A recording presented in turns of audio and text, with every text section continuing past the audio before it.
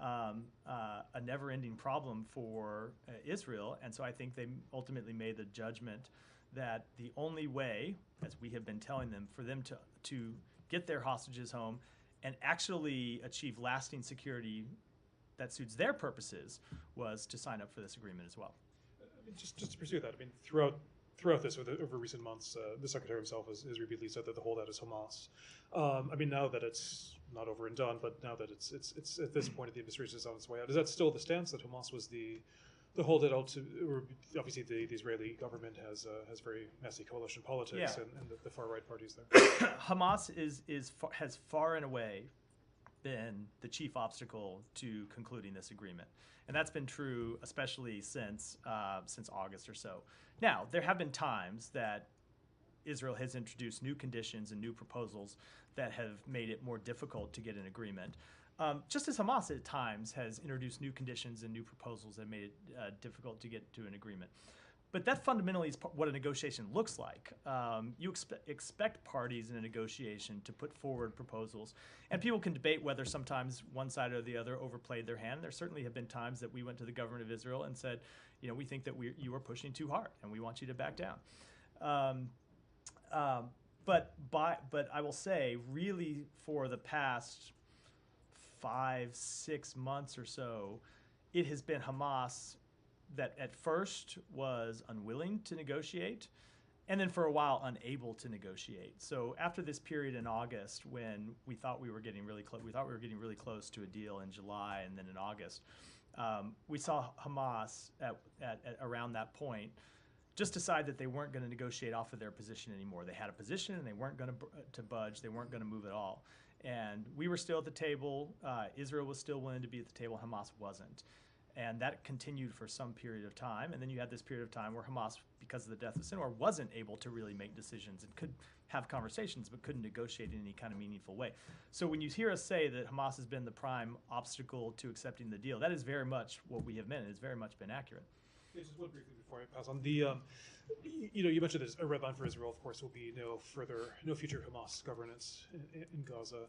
I mean, Hamas agreeing to this. Do you think that effectively they've recognized this, that they've recognized they have no political future in Gaza? You know, I wouldn't want to speak for them at all, obviously, but I think when you look at opinion across the region, it is not just a conclusion of the Israeli government that Hamas has disqualified itself from leadership. Disqualified is not the right word. Obviously, the Israeli government would have never thought Hamas should run Israel in the first place, but that Hamas can play no role at all in the future of Gaza.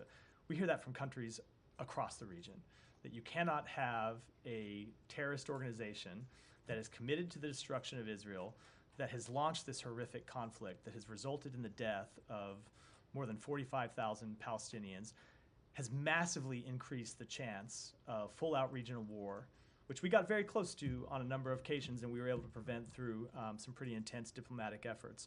I think none of the parties who we have talked to about contributing financial support, about contributing security support to Gaza, are in any way going to be willing to step up and do that if they see either a future where Gaza is dominated by Israel or if it's dominated by Hamas. Jenny. Thanks, Matt. Echoing everyone's thanks for doing your job here. I like the way you said that. Thank you for doing your job. Thank you for doing your job, just as we did all our jobs. Good. Biden said Americans would be coming out in the first phase. Do you have any details on who and how many? You know, I don't want to get to it from here. As you know, there are 7 Americans who remain held hostage inside Gaza, 4 who are alive, 3 who are unfortunately deceased.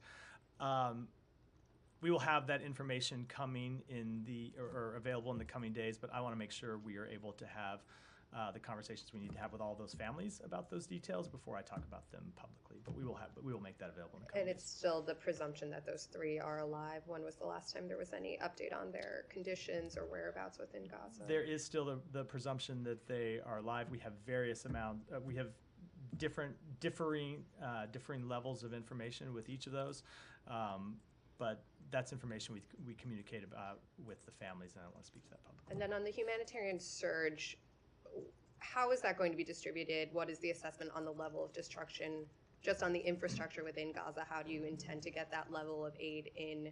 Will there be any reconstruction component to assist with the aid distribution? So the reconstruction is not something that happens in phase one. That will happen later in phase 2 and phase 3 of this plan. Phase 1 is really just a stabilization and recovery before you can even get to reconstruction. But the aid will be distributed through our humanitarian partners, largely the UN agencies that are there on the ground, and other nonprofit, non-governmental organizations who are working. A lot of that aid infrastructure has been destroyed, is our understanding. So how do you intend to be able to distribute it? There are, so that's true, but there are still warehouses that exist in Gaza that are functioning now. Some of them, some of the warehouses that exist haven't been destroyed, but aid organizations haven't been able to get to them because of the security situation. We think they'll be able to turn those warehouses back on. We believe they'll be able to surge the number of trucks that go in and the number of trucks that move around. For the specifics of that, I would, of course, defer to the aid organizations who are expert in how to do this, but in all of our conversations with them, they are confident that they will be able to massively increase the amount of humanitarian assistance that gets in once the ceasefire is implemented. And then the last question, do you anticipate any travel now that this ceasefire agreement has been announced? By the secretary? No, I do not. No, I do not. We still have 5 days, so I can't rule anything out, but no, I do not as I stand here at 3:15 on Wednesday. Daphne. Just want to echo everyone. Well, and thank so you're saying it's possible? I'm saying there's a chance, Matt. I'm saying there's a chance. But I do not anticipate it, but there's always a chance. Thank you for taking our questions every day. Very much appreciate it. To follow up on the aid, you mentioned some of the challenges, and we've heard that critical details of the aid surge are still to be worked out and were due to be discussed in Cairo on Thursday. Will the U.S. be part of those conversations? We will be a part of those conversations. I don't have an update on who will be attending, but we very much have been a part of the humanitarian assistance efforts from the beginning of this effort and will continue to be. And then security arrangements for the delivery of aid is one of the most difficult issues. Are there security arrangements that are already agreed for this surge of aid, or does that still need to be worked out? There are broad agreements that we have worked out with some of the humanitarian partners. There are details that we still have to work out. And of course, some of this will happen as the aid organizations have more freedom and flexibility to move around Gaza in a way that they haven't been able to in the past 15 months. Where they will be able to, I think things will look, a week or 10 days from now will look very different than they have over the past 15 months, just based on the situation inside Gaza. So I'm sure that there are things that they have looked at, that they have planned, that they'll need to adapt once they're able to move around more freely inside Gaza. Can you say which parts have been agreed? No, I can't get into that level of detail from here. Is there anything you would like to see in terms of the security arrangements? We want to see that, just speaking broadly, we want to see that humanitarian workers are protected. We want to see that they can go about their jobs free from harm, free from violence, that they are not put in harm's way either by members of Hamas who will still be inside Gaza and who still, of course, have access to weapons inside Gaza, or by gangs and looting that we have seen be an impediment to the delivery of assistance over the past few months. But with the specifics of that, those are conversations we'll be having directly with the humanitarian groups. Thank you, Matt. It's been an extraordinary year and 4 years, and I think it's been pretty full on since the year 2016, actually, but congratulations to making it to the end of your run. Thank you. I wanted to ask this again. We've been asking about the incidents of Israel's activities in Gaza that are being investigated by people in this building. Are you confident that the conclusions of some of these incidents will reach the light of day moving forwards to the next administration? Is there anything that this building's doing to shore up to make sure that those conclusions come to light? So we continue to work to reach definitive answers with respect to a number of the incidents that we are looking at. But I can tell you that the obligation that the State Department has to investigate potential violations of international humanitarian law through the use of U.S. weapons are not obligations that expire on January 20th. They are obligations that carry over from this administration to the next administration. So we would fully expect that the next administration would carry out its duties under the law. There are a number of potential incidents that we have been looking at. You've seen us issue a report where we went into detail how we are looking at these, the fact that we do believe it's reasonable to assess that there have been instances in which Israel has violated international humanitarian law or its commitments under Israeli law. But we have a number of incidents that we're looking at, and if those aren't finished between now and Monday, there are obligations that continue on into the next administration. And on that report that you mentioned, I think you're talking about the NSM there. Is it your hope that U.S. officials and also indeed foreign journalists will at some point be allowed to go back into Gaza and be able to provide evidence and information that was perhaps lacking when putting that report together? Certainly. We have wanted foreign journalists to be able to get into Gaza already. It has been long our position that journalists should be able to operate inside Gaza. I know it's dangerous. I know it puts journalists at risk, but we have heard journalists say they want to face that risk and go in and bring the truth to light, and we support their efforts to do so. But certainly we would want them to do so. And I can't speak to, when it comes to the position of U.S. personnel, I don't think I should speak to that, given that it's going to be I don't want to speak for the next administration. The ceasefire goes into effect on Sunday. The new administration takes office on Monday, so I don't think I should try to speak for them. But certainly I can say on behalf of this administration, we would want to be able to do anything we could to gather facts about potential violations of international humanitarian law. And last question on what the Secretary laid out about the day after plan. Yeah. Do you have any more specifics about who, or if there are any parties that are willing to step forwards and help with the de-radicalization in Gaza, or are you just hoping that's something that will become clear if this succeeds? So we have had conversations with a number of our partners in the region about that. I don't think the countries are any secret, because the Secretary has talked about his work on the day after as he's traveled around the region and met with these partners. I don't want to, there are different partners that have spoken about different aspects they'd be willing to contribute at different phases of this process. So I don't want to speak to them publicly, largely because the plan that the Secretary laid out, we found got broad support, but there were still details that needed to be agreed.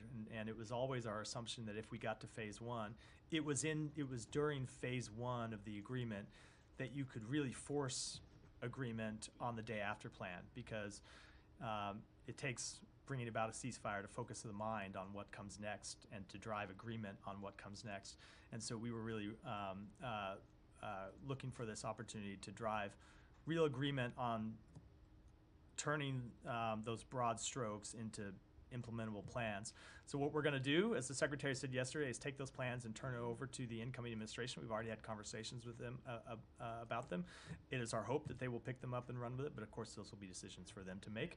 And if they don't, I do believe that there are countries in the region who are going to want to step up, who are not going to want Gaza to be a source of continued suffering and pain and instability to the broader region. Saeed. Thank you. I want to thank you for your time at the podium and for every time calling on me. I never felt that I'm entitled to it, so I sincerely thank you for calling on me all the time. Of course, Saeed. Enjoyed our exchanges. During a tough couple of years, so to speak, in terms of topics that we have discussed. Let me ask you about, of course, the ceasefire. Now, it goes into effect on Sunday. That's 4 days from today. Is there anything that could stop the Israelis from bombing places in Gaza? No, the ceasefire doesn't go in effect until it's effect. That's not just a feature of this ceasefire. It's a feature of every ceasefire that's ever been negotiated. Right. There's a day in which they come into effect, and until then, there's nothing to stop either of the parties from continuing the war up until the time that the ceasefire is implemented. Yeah, but we have seen in the past, we have witnessed in the past, Matt, and because there's been so many episodes like this or wars like this. We've seen the Israelis go at it until the very last second. Do you expect them to go at it until the very last second, or would you call on them not to do that? I'm not going to speak for what they may or may not do. We want to see this ceasefire implemented, and that's what we're focused on. Because as I said in my opening remarks, it does have the chance to finally bring enduring peace and stability, not just to Gaza and to Israel, but to the broader region. Now, looking back, do you feel that this administration or this State Department has done everything it could to bring this thing to an end, to stop the suffering, to stop the killing of Palestinian children, men and women, and so on? Yes. Do you feel that there was a time that you could have probably, put your foot down, so to speak, the foot of the United States of America, Yes, I absolutely do. And Saeed, I think that No, I'm answering his first question about do we believe that we've done everything that we can? Careful. Yes, I absolutely do. And Saeed, I think one of the things that we have always been focused on in trying to get a ceasefire over the line is not just to get a ceasefire for a ceasefire's sake, but to get a ceasefire that would be enduring. We don't want to see a ceasefire that breaks down in 2 weeks or 4 weeks or even a year. We want to see a ceasefire that sets the stage for lasting peace between Israelis and Palestinians. And so it was important that we get that kind of ceasefire, and that's what we have put our efforts from day one into achieving. It is also important, Saeed, when you look at our overall policy, that we prevent the region from really tipping into all-out war. And when you look at the things that we laid out from day one, and this really goes back, you look at the things that the Secretary said the day after October 7th at the objectives that we were going to try to achieve. It was important that we continue to show that we are committed to the defense of Israel so that its enemies across the region did not see this as a moment of division and a moment of weakness when they could attack Israel and really plunge the region into the type of war that, as awful, as horrible as Gaza has been, would have extended that pain and suffering from Gaza into places all across the region. So that has also been another chief objective of our policy. But Matt, when all is said and done, the real cause of all these conflicts, all these wars that happen from time to time, is the fact that the Palestinians continue to suffer. They have been displaced for 76 years or more, 78 years.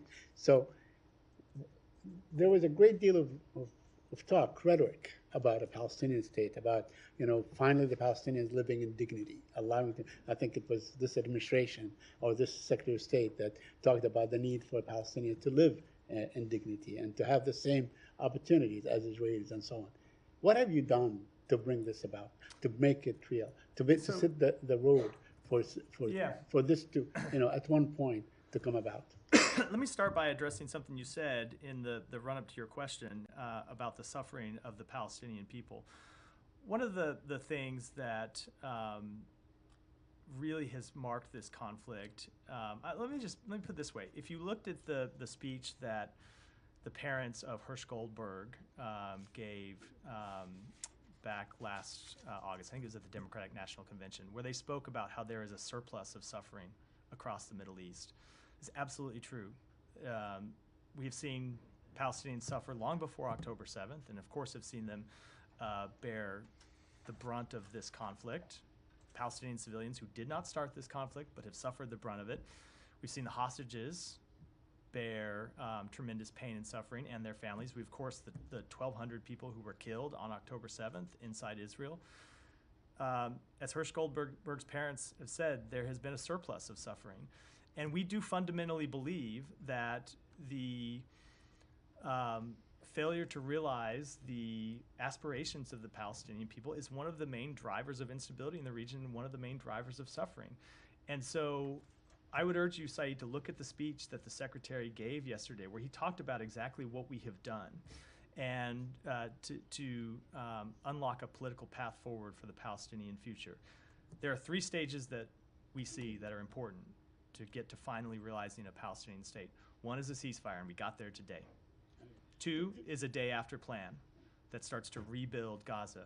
And 3 is a normalization agreement with Saudi Arabia, which provides Israel, hopefully, don't know if they'll agree to it, but actually provides Israel the incentives to agree to a Palestinian state. And we have put a lot of work into developing those plans and building support for those plans, and we are ready to hand those plans off to the incoming administration. Now, agreement on those will require tough choices, and I know everyone likes to point at the government of Israel, and it will absolutely require tough choices by the government of Israel. It will also require tough choices by the Palestinian Authority, which needs to make real reforms if it wants to win the support of its people, and it wants to win financial and diplomatic and other backing by countries in the region.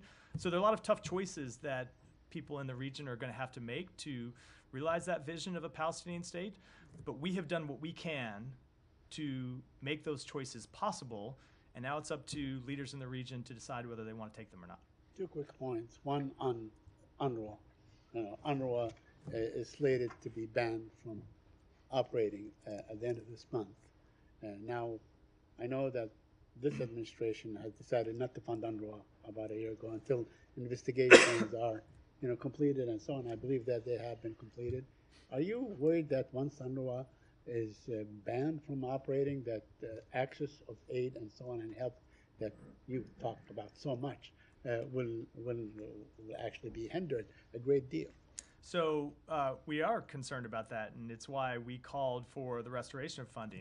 You left one important thing out of the sort of TikTok there site, which is that we are now under a statutory ban by Congress from funding UNRWA. Yes. So we don't have the ability to turn funding to UNRWA back on. But we have called for that ban to be lifted so we could provide funding to UNRWA if we determined that they had appropriately implemented the reforms that are so important. Now, in terms of what happens going forward, so I can't speak, of course, for what the United States will do, because I'm cognizant of the sands shifting through the hourglass here. But UNRWA can continue to exist with funding from other countries, and I would expect that it will continue to exist with funding from other countries. And the United States can continue to fund humanitarian assistance to this Palestinian people through other organizations that are working inside of Gaza and throughout the broader region. Even after the United States suspended its funding for UNRWA back, I believe it was in the spring of last year, we have continued to be the chief funder of any country in the world for humanitarian needs for the Palestinian people, and we have done it through sources other than UNRWA. And there's nothing that prevents the United States from doing that going forward. And finally, you mentioned the Palestinian Authority. Do you see any role for the Palestinian Authority? Are you in touch with them? Yeah, we do see a role for the Palestinian Authority going forward. The Secretary mentioned that in his speech yesterday. We believe there are important reforms that the PA needs to make. But we do see a role for the Palestinian Authority in the governance of a reunited Gaza and the West Bank. Sorry, sands shifting through the hour. Yeah, I had unexpected days of our lives. I was about to say something about the ticking clock. I do apologize for being a little saccharine there, Matt. I was listening to the ticking clock. I don't know why that came out of my mouth. Go ahead. Apologize, man. There you go. Any bit of sentimentality in the briefing room, you're there to please. I just thought it was like, did you watch Days of Our Lives with your mom or something when you were growing up? No, I did not. My mom was at work. Go ahead. Thank you, and thank you for everything. Yeah. Like my colleague said, doing this job for 20 months, day in and day out, it's not easy. Always patiently, asking up questions. Let me go back to the very first question I asked you 20 months ago, which is about designating Russia as SST. You guys just removed Cuba from the list. There's an open spot. Why not doing it? We have not determined that is the most effective way to achieve the policy goals that we have when it comes to Russia. And when you look at the number of sanctions that we have imposed on Russia, including sanctions that we have announced just in the past week that we are already seeing bite. If you look at the story that Bloomberg ran in the last 24 hours about a number of Russian tankers who were unable to dock in China right now to unload their oil, it's because of the sanctions that we have put into place. And that's just the latest amount of tranche of sanctions. So if you look at the combined regime that we have put into place, sanctions and export controls, we determined that would have more of an impact than a state sponsor of terrorism designation without what we hear from humanitarian organizations, which I know is something that your questions never grapple with, which is the harmful effect that such a designation could have on their ability to work in the region. Going back to today's sanctions, it has two parts. One is you are targeting evasion, in fact, and secondly, you're also redesignating, resanctioning by using different law this time, which is Executive Order 13226, which I believe gives extra power to Congress, to block any attempt to ease, if the next administration attempts to do so. Is that the reason why you are doing what you're doing today? We thought it was appropriate to move our sanctions regime under this new authority to ensure that Congress has full visibility both on our sanctions and any contemplation of removing them. How concerned are you the next administration will immaturely lift them? I'm not going to speak to what the next administration may or may not do. They'll have to make their own decisions. We believe that the sanctions we have put in place have been effective in harming Russia's economy, in curbing to some extent its ability to fund its war machine, and we hope that they'll stay in place. But those are decisions for the next administration. Can I move to Georgia if possible? Sure. There are some, One concerning more, and then I events. got to go around the room Actually, because I've probably had an hour already. Of and I course, gotta get thanks so some much. lunch. Some concerning events going on, and recently they are conducting violent attacks on opposition members. Just yesterday, opposition leader was attacked in reaction to the latest developments. Look, we continue to have great concerns about actions by the government in Georgia to crack down on its own population, to retrench from the democratic path that they have been on, as well as the path towards greater Euro-Atlantic integration. That's why you've seen us implement new sanctions targeting members of the Georgian government. It's why you've seen us suspend assistance that we were set to provide to the government of Georgia, and it's why you've seen us suspend our overall strategic relationship with them. Yeah. Thank you, Matt. Echoing everybody's comments, and Thanks. thank you for everything, always. Will the U.S. we know that the agreement yesterday, or the Cuban government talked about the 553 political prisoners and people that will be released. The United States, of course, made the announcement for President Biden and the 3 actions that he's taking. Will any of these people that are going to be released, some of them political prisoners, human rights defenders, will come to the United States like they did, for example, with the Nicaragua political prisoners? And will they be able to and eventually receive political asylum here? And if so, that will be part of what the Catholic Church was able to present to the Cuban government?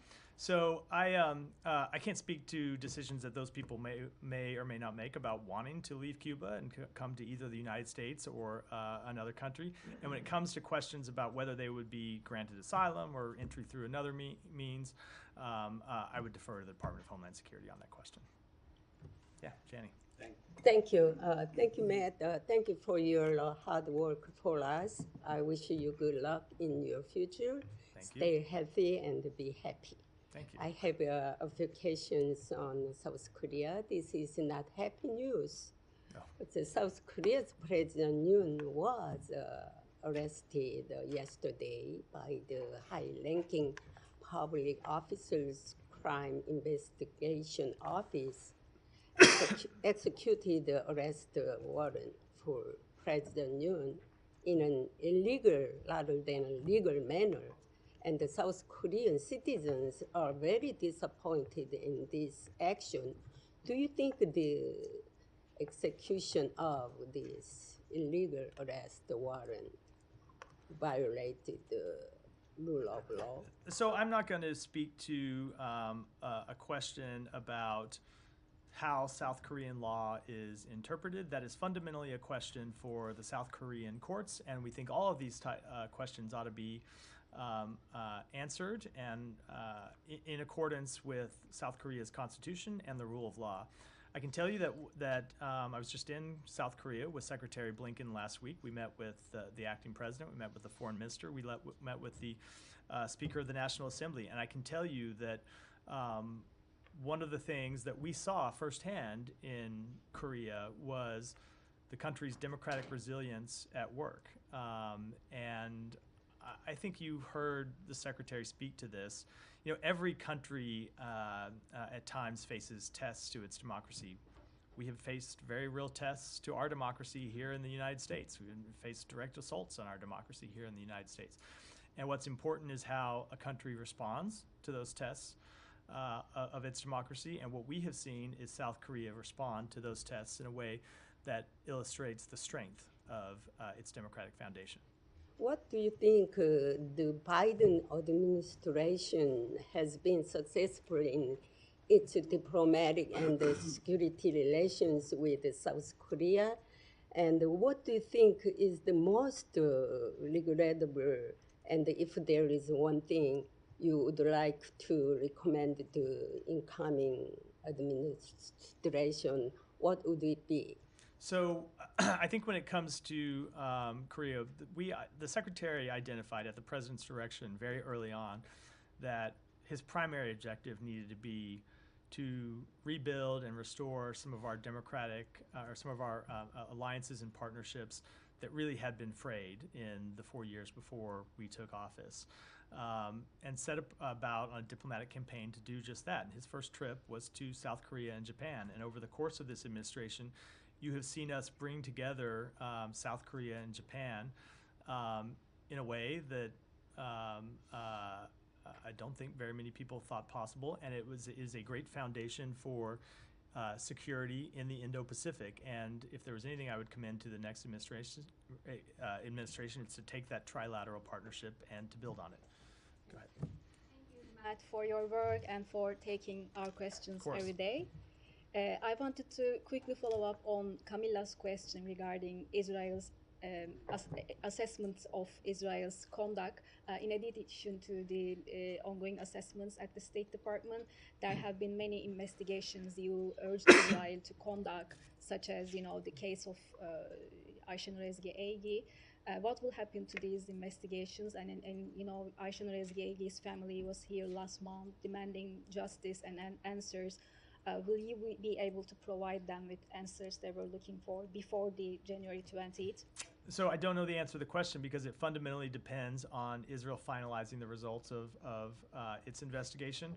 But the obligation to deliver justice for an American citizen, the obligation to provide answers to an American citizen, that's also not one that expires on January 20th. The incoming administration will have the same obligation to speak up for American citizens, to try to find answers for the families of American citizens, to try to drive changes to protect American citizens overseas. They have that same obligation that we do. And so if we don't get the final results of that investigation between now and next Monday, and I can tell you if we do, we will provide that to the family as we committed to do. But if we don't, I would very much expect that when that investigation is finalized and completed, that it's transmitted to the incoming administration. And I would certainly hope and expect that they would treat Ayşenur Egi's family with the same duty of care that we have brought to the situation. It's a fundamental obligation when it comes to the treatment of American citizens. Thank you, Matt. I'm echoing the kind words of my colleagues to appreciate your work. I know it's very hard to be aware about all the events and having knowledge about the events around the world, including my region, Kurdistan region. So with that, I'm asking. Here we go. Yeah, I'm asking two questions about the Kurdistan. Today, Victoria Taylor, was in Kurdistan region, and she met with the Kurdish officials, including the Kurdistan president.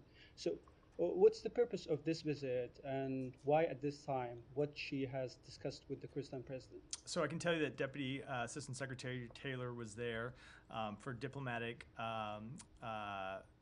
conversations focused on IKR stability and security. I know. Well, do you have any comments about discussions in the region on forming new government? So we encourage political parties to support an inclusive and timely KRG formation. The seating of a new government will allow the KRG and the IPK to advance human rights, promote economic development, and enhance the IKR's resiliency as part of a secure, stable, and sovereign Iraq. And lastly, do you have any comments for me over the recent disputes between Erbil and Baghdad on oil and budget issue? So we have engaged the government of Iraq and the Kurdistan regional government to reach a durable budget agreement that would facilitate sustained oil production in the Iraqi Kurdistan region. We have seen the review of the budget amendment this week and urge its speedy adoption. Thank you so much. Thank you so much, Matt. And Thanks. Like all my colleagues have said, thank you for the work that you've done over the last few years. It really is truly appreciated, and congratulations on the deal today. I want to circle back to Saeed's first question, which is, as you look back at the last 8 months, you put this deal together 8 months ago. Yeah. As you see perhaps the efficacy of how Trump's team interacted with Israel over the last few days, are there not any, if not regrets, kind of reconsidering where you could have pushed harder? So that's just not what we've seen. I can tell you, as a party to these negotiations, and I think it's a fundamental misreading of the situation. It has not been Israel that has been the intransigent party that has kept us from getting to a deal for many, many months. That's not to say that Israel agreed to every condition that was put forward by Hamas, the conditions that were put forward by us. Of course they haven't. It's a negotiation, and you wouldn't expect them to. But it has been Hamas fundamentally that has been unwilling to agree to a deal, really going back to August, and at times was even unwilling to negotiate. And then, as I said, at times they were unable to negotiate because they didn't have a leader in place. So it is not because of pressure that we have seen brought to bear by any party in the government of Israel the last few days that has gotten us to a deal. We think it is the fact that Hamas found itself in an incredibly weakened position, that its fighters needed a chance they needed a ceasefire, they needed a break in the fighting, and that ultimately, as I said earlier, they saw that no one was coming to their rescue. They weren't going to get the war that they were hoping to, that led them to finally agree to reach an agreement here. Now, of course, it has been helpful, as I said, to have the Trump team right there alongside with us to ensure that the commitments that we make on behalf of the United States will be enduring ones, but it is in no way what we have seen that has been pressure brought to bear by their side that has been had the decisive impact here. But excuse me, but I'm gonna go. You're saying that the ceasefire deal is basically just giving Hamas fighters a break? No, I'm saying. I mean, that's what you just suggested. I want to make sure. I'm saying that is why. Certainly, they will have a break from the ongoing fighting that they have been involved in, and that we believe that's one of the reasons why they agreed. Is yeah, that but they I have been think getting that, pounded for months and months and months. Some in Israel, particularly on the right, the far right of Netanyahu in Israel, think that this is a bad deal because it does give Hamas a break and a chance to regroup. Are you saying that that's... So it does give them a break, and what we are committed to, and you've heard us speak to this before, is ensuring that they cannot regroup. And we think the key to ensuring that they cannot regroup is that they are replaced by something else. We believe that it is the perpetuation of fighting that actually leads them to recruit more fighters, as the secretary said yesterday. Of course, this gives them a break from the fighting. That's what happens under a ceasefire. But we believe the solution to replacing Hamas is to ultimately find a political path forward. Excuse me, for the Palestinian people. Go ahead. Go ahead. Go ahead. Thank you.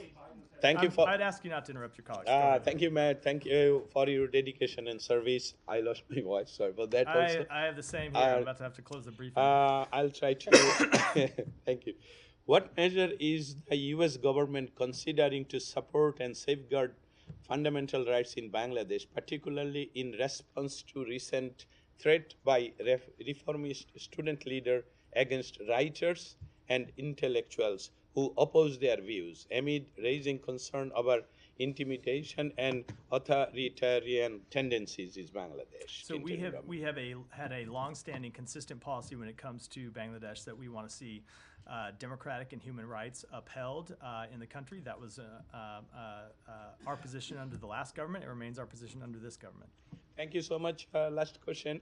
On judicial influence. What is the U.S. government position on allegation of judicial influence by Dr. Yunus' interim government, including claims that cases against him were released or vacated by the court, and he secured tax relief for the next 5 years for his business, like his Grameen Bank? What is I don't have any specific reaction to that. We want to see those matters handled consistent with the rule of law. And let me stop you there. I'm gonna wrap. I think before either Saeed or one of us continues coughing. Thank you for your service. Thank you. Here. I was doing the same, so I'm there with you. Let me just close since this is my last briefing, and you've all been so gracious as to thank me with a couple of thank yous of my own. First of all, I want to thank the team from the spokesperson's office, the press office, and the rest of Global Public Affairs who make this briefing come off every day.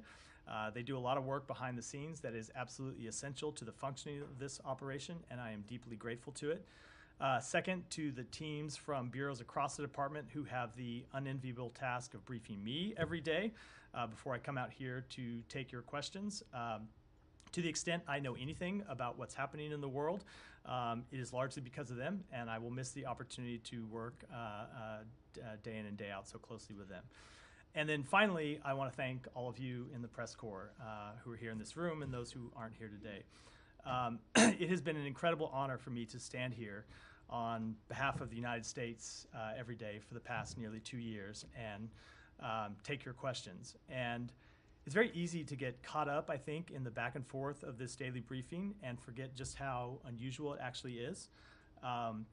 This daily give and take between government officials in the media, on the record, on camera, for everyone to see, is not something that happens everywhere in the world. And in many places in the world where it does happen, the reporters who are in the room are not free to ask the questions that they want, and certainly aren't free to write the stories that they want to write or would otherwise write about the answers that they get. It is a source of great American strength that this exchange does occur here.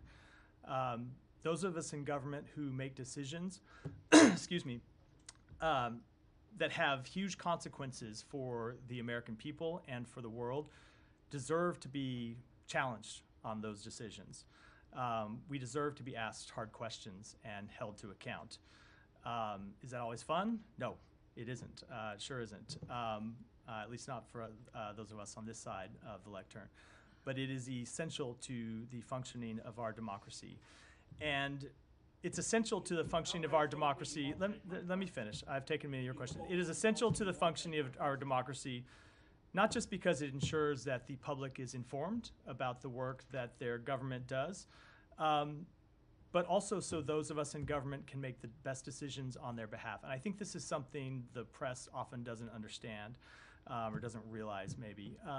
I can't tell you how many times I've been in a room where we've been working on a really hard decision, discussing a big policy choice, and I have spoken up and said, you know, I don't know how we're going to go out, or I don't know how I'm going to go out and explain that to the press. It appears to be in contradiction of something we've said in the past or something we've done in the past. And we have gone back to the drawing board based on that feedback loop to make sure that the decision that we make is one that we can actually stand behind and one that we can defend. That is a process that produces better results for the American people, and it's one that only works because all of you are here to hold our feet to the fire. So as I exit this podium for the last time, I do so in hopes that this tradition of the State Department spokesperson standing behind this lectern and taking your questions is one that will continue both into the next administration and beyond, because our government is better for it, our country is better for it, and the world is better for it. Thank you all. Thank you.